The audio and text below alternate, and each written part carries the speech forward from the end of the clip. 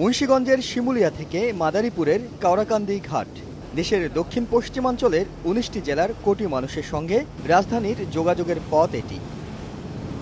পদ্মার উত্তাল ঢেউয়ের সঙ্গে পাল্লা দিয়ে তাই চলছে ছোট বড় ফেরি, লঞ্চ আর স্পিডবোটে মানুষ ও পণ্যবাহী যানবাহনের আসা যাওয়া। পদ্মা সেতু হচ্ছে তাই স্বপ্নবোনা মানুষেরা অপেক্ষায় আছেন।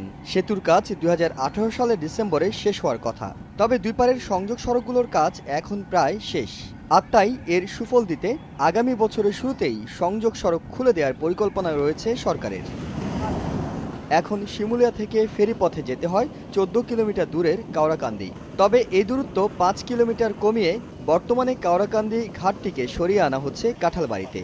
এর ফলে ফেরিতে শুধু ১ ঘন্টা সময় কম লাগবে না, জ্বালানি সাশ্রয় থেকে শুরু করে নানা সুযোগ পাবেন এলাকাবাসী। পুরা দক্ষিণবঙ্গে পুরা লাভ হবে।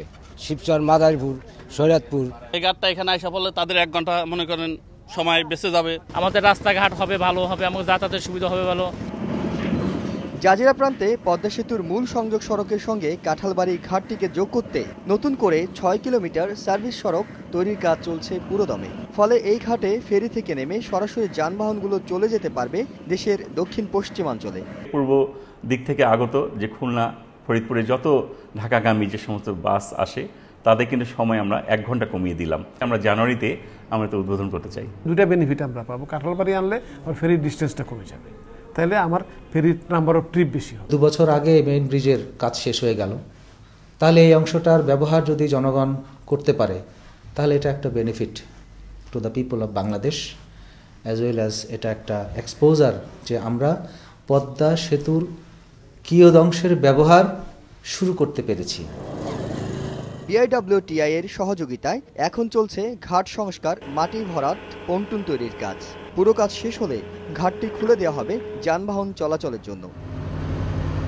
পদ্মা সেতু চালুর ১ বছর পরও রক্ষণাবেক্ষণ সহ নানা কারণে অব্যাহত রাখতে হবে ফেরি যোগাযোগ। আর সেতু চালুর ২ বছর আগেই যদি অ্যাপ্রোচ রোডগুলো খুলে দেওয়া সম্ভব হয়, তবে তা এখনই সুফল দিতে শুরু করবে দেশের দক্ষিণ পশ্চিমাঞ্চলের মানুষদের। আর যা এই অঞ্চলের অর্থনৈতিক ও যোগাযোগ ব্যবস্থায় সূচনা করবে নতুন দিগন্তের। এহসান জুয়েল, সময় সংবাদ, কাঁঠালবাড়ি, শিবচর, মাদারীপুর।